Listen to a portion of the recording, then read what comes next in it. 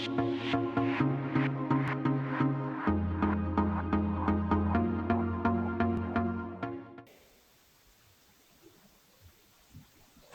I made it up the stairs, so that's a good start. And I'm getting hungry, so I know all of you are, so I'll try to be quick with this to leave plenty of time for Q&A at the end.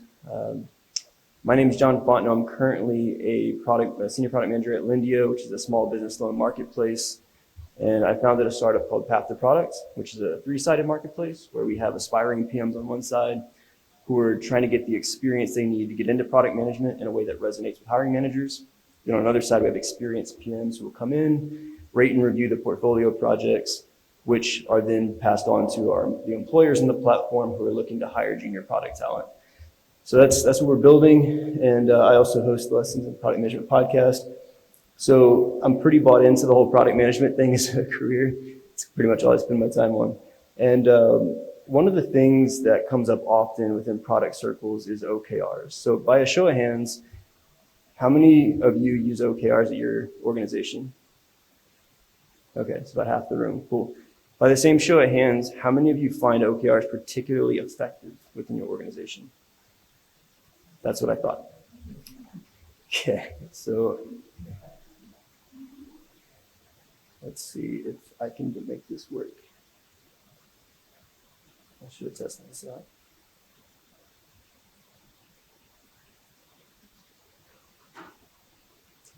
Which button do we change slides with?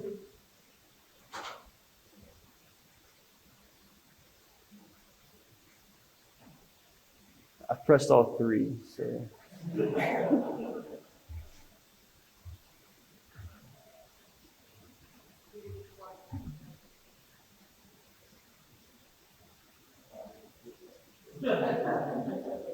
A UX designer did not build this, I promise.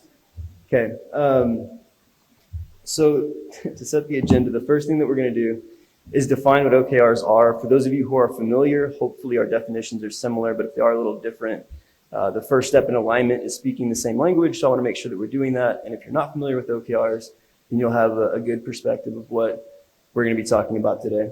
Then we're going to talk about the problem. So over the course of my career, there's been a few different companies I've worked at.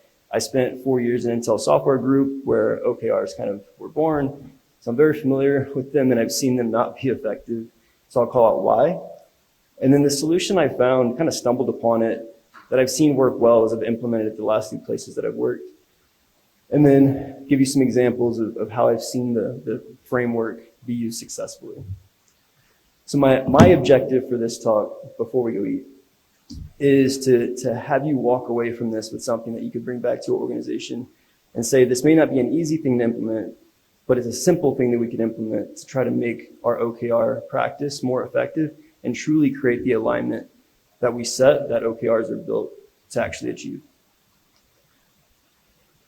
So, definitions, objectives and key results. Objectives are typically a qualitative goal or something that you're trying to hit that are typically within a 12 to 18 month time horizon, which is kind of how I like to think of my product strategy and the lane that I own is kind of in that time horizon of what's the big thing that we want to accomplish, the big needle that we want to move within a given time frame. And then the key results are measured quarterly, which these are quantifiable measures that give us an indicator on a quarterly basis. Are we tracking towards that overall objective that we're trying to hit? And have we reached that milestone quarter over quarter, getting us closer to our objective, which ideally gets us closer to the vision or the ideal state that our company seeks to make in the world. So what's the problem? Okay, well, my animations don't work, so you get it all at once. There we go. The problems I've seen is that in organizations that use OKRs, sometimes there's a misperception that OKRs represent strategy. And it's very incomplete as an execution framework, much more so as a strategic framework. And they're just not that, right? But they're also not a complete execution framework. They don't do a great job of alignment as the promise of OKRs are. And I'll kind of call out why. In practice, cross-functional dependencies often go ignored, right? We had an organization come into our company and give us training with their software of how you can manage OKRs. And I asked the question, what do you do about cross-functional dependencies? they said, oh, you just document them. And I'm like, okay, that solves all the problems, yes. But what we're going to talk about in a little bit is there has to be something bigger that we align around outside of going to our functional departments, looking at top level OKRs and saying, okay, at a functional level, at a team level, we're going to do these things, hoping that we get resources from other departments that we depend on to actually make it happen. And then 4, this doesn't happen as much, but it still happens, is there's often a lack of accountability towards the coherence of action or the coherence of the key results to the objective. And so the objective might say one thing and you're looking at a key result that's documented and you're like, how does that help get closer to the objective? And so organizationally, there's a lot of pitfalls that could tear alignment apart through the OKR setting process, especially if it's new to your company and you're just getting started with it. So the results, you have continued misalignment and you either miss or you underachieve on your goals. As a result, which I know this sounds like a very downer type of conversation, but it's the truth and it's the reality of what happens. So, solving for alignment. We have the OKR framework. I've just made the argument that it's very incomplete. So how do we try to make this 1% better? Hopefully it's more than 1%, but 1% is better than nothing, right? So if you're familiar with Richard Rummelt's book, Good Strategy, Bad Strategy, this part that comes in the middle might look familiar to you. If you're not familiar with the framework, this is what Rummelt argues as the kernel of good strategy.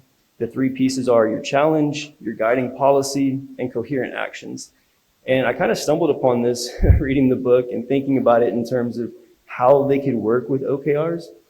And what I noticed is that if you put the objectives and the key results as the bookends of this framework and plug this into the middle, things work really well, right? So you have your objective, the thing that you're striving to hit. Well, if there's an objective and you haven't reached it yet, there's probably a challenge in your way to getting to that objective. And so the first step to alignment, whether it's on your team, at an organizational level, is being clear and aligned of what is the challenge in our way that we need to overcome to make sure that we hit the objective that we're trying to reach. And once you have that, then you have the first step towards alignment. But then the problem still remains. Now that we know what the problem is or the challenge is, how do we attack it? And do we agree on how to attack it? And if not, is marketing, sales, product, and customer success running in different directions, trying to solve the same problem in 5 different ways? That could still happen. So what we need is something to constrain our decision-making and our focus of how we make prioritization decisions, how are we going to execute, and that constraint is formulated in a guiding policy. Could be a few words, could be a couple sentences, but it's basically a lens to look through to say, if we're going to say yes to a potential decision we can make, does it align to the overall how of how we're going to attack this challenge to meet our objective? And then from there, from a product perspective, you can say, okay, these are the actions that we're going to take. These are the initiatives that we're going to prioritize through the lens of that constraint that we've already set and align for execution. And then throughout the rest of the organization, they can do the same and say, what initiatives or what actions do we need to take that are aligned through this guiding policy to meet that same outcome that we seek. And then the key results are really just the measurement. It's defining success up front. If we've taken these actions through the lens of the guiding policy to overcome the challenge, what do we expect the quantifiable outcome of success to be? And let's document that and measure it to make sure that we are taking the right actions, that we do have the right guiding policy, and that we are progressing towards overcoming the challenge. So a couple examples of this. I worked for an HR SaaS firm, about 20 years old, was not seeing the growth that it wanted, very incremental growth year over year.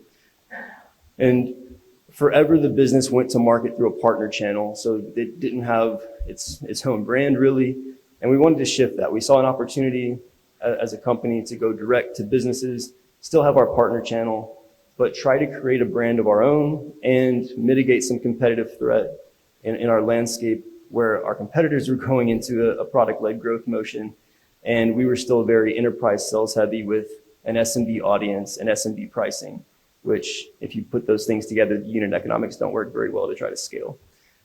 So it ended up failing, and there were several reasons for this, as outlined here. You've probably already read them, but for sake of the talk, I will read them as you've already read them. So we built a brand new product for this brand new channel with around a supposed PLG motion, right? It was built on critical assumptions that weren't tested or validated, and we all but ignored the customer feedback we did get when we decided to launch a customer development program because we had these arbitrary deadlines that we were supposed to hit to launch the product. And then once we knew there were problems, we still decided to launch it with a large marketing budget behind it, which was all but doomed to fail. Because product-led growth is supposed to be something where you don't need human interaction and you just set the product on a shelf and it grows on its own, we didn't have any product investment or iterations for the next 12 months and expected the marketing budget to take care of the product growth on its own, which I see people nodding like, yeah, that's not going to work. And ultimately, we fell prey to the build it and they will come fallacy and the thought that PLG was just a free trial with some self-service features, which anyone who's been in a part of an organization that's executed it successfully knows that it takes a whole lot more than that. So what did we do? Well, we didn't have alignment clearly. The organization wasn't bought in clearly because it was a product sitting on the shelf and everybody else was focused on our legacy core products that we had been selling in that enterprise sales-led motion for the last 20 years. So we had to identify what our challenge was, but before we did that, we needed to reassess our objective, and the objective didn't change. We still wanted to go direct to business. We still wanted to leverage a product-led growth motion, but we needed to get really clear on what product-led growth was as a company and how we needed marketing, sales, customer success. We needed everyone bought in to supporting this model if it was going to be successful and if we were going to be able to reach our goals to scale the business the way that we wanted to. And so we looked at not this side product that was doomed to fail from the beginning, but we looked at our core products and we said, okay, why are we successful with our current products? Where do we have product market fit? And where are our core differentiators? And we found that the part of the market that we served best were the SMBs who had really complex HR needs that our competitors couldn't handle. But we had like a really robust capability to handle some of those needs that weren't overly common throughout the industry. So we weren't set up to have large market share, but the market that we could serve, we served really well, and we were the only ones positioned to do so. So we wanted to double down on that and say, how can we serve this same market first through a PLG motion, and what challenge would we have to overcome to hit that? And what we identified was time to value, which was expressed in previous talks, was the big thing that we needed to nail. To get a customer onboarded, it took us 6 to 8 weeks with 5 different customer success calls to onboard them onto 3 different products, 2 of which were acquired, and it felt and looked like they were acquired products in the user's experience. And so the guiding policy we took is if we're going to make decisions, whether it's roadmap decisions, resourcing decisions, marketing decisions, etc., all the decisions we're going to make, if we can't say that this is going to help us remove friction, we are not going to do it. We're not going to invest in that. And we had to align on that as an organization. And the coherent actions from a product standpoint, it's just a handful of them, but when we made those acquisitions, those other companies brought their own mobile apps. So we had SMBs using 3 different mobile apps for this unified HR suite that we were trying to take to market. And that's just not going to fly in today's age of technology. And the whole problem of feeling like you're in 3 different products, we needed to unify the UI, right? So we're talking about like actual friction of using 3 different products. Then we're talking about mental friction of where am I at any given time. This feels like 3 different experiences. And we still needed self-service settings, but we wanted to double down on some of the highly customizable stuff that we could do that our competitors couldn't. And so how do we make it super stupid simple for them to get into the product, configure most of it themselves, and then have the ability to reach out to a human if they needed help, so that way they felt fully supported. And then we needed to streamline the onboarding experience to the aha moment. And 6 to 8 weeks needed to get cut down to like a couple days at most, right? And then we tracked our key results against that, and the outcome of leveraging this framework to actually execute against something tangible was a lot more effective than putting a faulty product on the market with a large marketing budget for 12 months without product iteration. So it was a lot more successful than the previous year. And then an example that's closer to home, this happened like 3 months ago, where the last 2 years we've been kind of testing different MVPs, fully concierge MVP of path to product, trying to de-risk assumptions along the way. Can we nail product experience for aspiring PMs in a way that resonates across industry and geography for hiring managers to best position aspiring PMs to get the job that they wanted? And I had the vision in my head as the founder, like I knew where we wanted to go, but I needed help. And so I brought on 3 aspiring PMs to help product manage aspects of what we were trying to launch. And they had been with me since the beginning. They were part of the original concierge testing. I had been mentoring them for 2 years, and found out that I didn't really articulate the vision well and what challenge we needed to overcome and the guiding policy for how we would make decisions. And I found out pretty quickly in our first handful of team meetings where the discussions were all over the board and we weren't being very productive. We weren't able to execute for the first 5 weeks against anything meaningful because we just didn't have alignment on what was important. And so I went back to this framework and said, okay, we know our objective, which is all they knew at this time. Our objective was we want to reach product market fit by 2023. What does it even mean? First, we had to define that. And then we had to figure out that, that was actually for 3 different user types. We needed product market fit for the aspiring PM, the experienced PMs, and the hiring managers. And so what was the challenge? If we were going to make significant strides to hitting our objective with product market fit, the very first thing that we needed to do, we needed to be clear on, and that was making sure we nailed the aspiring PM experience. If they weren't finishing the course and if they weren't building their portfolio projects to show their experience, then none of the rest of the experience mattered. And so we weren't going to talk about what we were going to do for the experienced PMs, for the hiring managers. We were going to focus our time, our resources, our efforts, and our conversations all about nailing this first experience first. And so we had those coherent actions that we had behind it. It was still early in kind of the rebuild of path to product into the marketplace model. And so we wanted to retest our assumptions on what those common threads were of product management across industries and geographies. And then we had to test the training curriculum, validate it, and then build it. Same thing with the learning experience and the project creation experience. And what this framework allowed us to do was get really crystal clear on what was important, how we would make decisions, and how we would execute. And we've gone a lot faster than I even thought we would. So we've made a lot more progress today against our goal, and we're much better positioned to have a chance to hit product market fit by 2023 than we would have been if we wouldn't have gone back to this framework to get crystal clear on how to make decisions as a team. So I hope that you can walk away from the talk with something tangible, simple to implement. If you are struggling with OKRs at your organization, I hope it's something that you can implement right away, get buy-in on, and hey, it's a professor that wrote the book. It's not some guy standing in front of you today. So hopefully combining those frameworks yields some benefit for you. Thank you.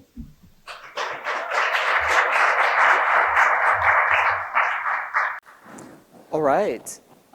We've got the Slido, and if you have any questions, definitely drop them in. I think we've got one in there right now. Speaking of that exact thing that you ended with, how can you get everyone on your team or organization to think differently about OKRs in order to get them on board with them? Yeah, it's an interesting question. There's similar questions to this about like how do you manage up within an organization? And a lot of times, fortunately, we have more and more leaders that are humble and willing to listen to ideas and opinions, and especially data. But I kind of rely on that last part. Even less humble leaders will still look at data because it's hard to get around the truth of what's actually happening.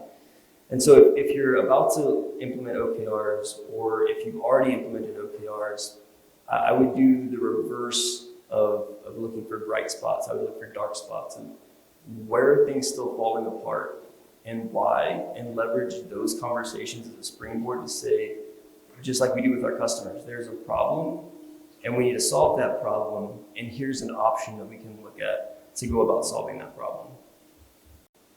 Awesome.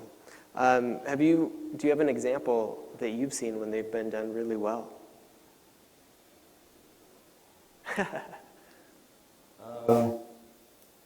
I think our product org at India does it really well. Our VP of product, uh, he loves the good strategy framework of the kernel. And so it was kind of ironic that as he was going through he has like a weekly training he does for the product managers. And when we got to strategy, that was the same framework that he brought out. So I thought it was very serendipitous there that we use the same one. So I think we do it pretty well because we leverage kind of the 5-part framework to get alignment. And right now it's just going cross-functionally to make sure that we're all kind of on the same page. So yeah, I would say like it's not a specific example of like this is how we did it and what we did, but I have seen it work well in practice outside of just at a team level. Awesome. And then the book that you pulled that from, or the books. I think you mentioned one. And Yeah. were there others? Yeah, no, Good Strategy, Bad Strategy by Richard Rummelt. It's got like a black and white cover that's kind of like split horizontally. I think it might have got redesigned, but that's the one I have. Awesome. And then your journey into product. Yeah, it's a good question. The passion for Path to Product kind of came from that journey. So I started the first 4 years of, I would say, my adult career in Intel Software Group. And that's where I got exposed to product management, worked with PMs across the world doing partner integrations with like Intel software technology. And so it was a deliberate thing where like a lot of product managers that have been in it for a while say like, I stumbled into it, I transitioned from engineering, it was an internal transfer. And me, like it was a very deliberate thing where I was exposed to it and was like, I want to do that. That looks like the thing that I would really enjoy. And it took me 2 years to make the transition. And like a lot of aspiring PMs, it was questions of, do I need an MBA? Do I need to get a certification? Do I need, like, what do I need to do? And there's a lot of ambiguity for individuals who want to make the transition but just don't know how. And so I was very much in that boat and got advice from recruiters that like, hey, look, you're trying to change industries and roles at the same time. Do one of those things and then make the other part happen. And so like their advice was if you're not in a company that has PMs, which Intel was, I was a contractor for them, and the contracting agency did not have a product management organization. So I decided to move into SaaS. So the HR firm that I talked about, I started as an account executive in their sales team and was able to show some of the side projects I've been working on, building products with a neighbor of mine.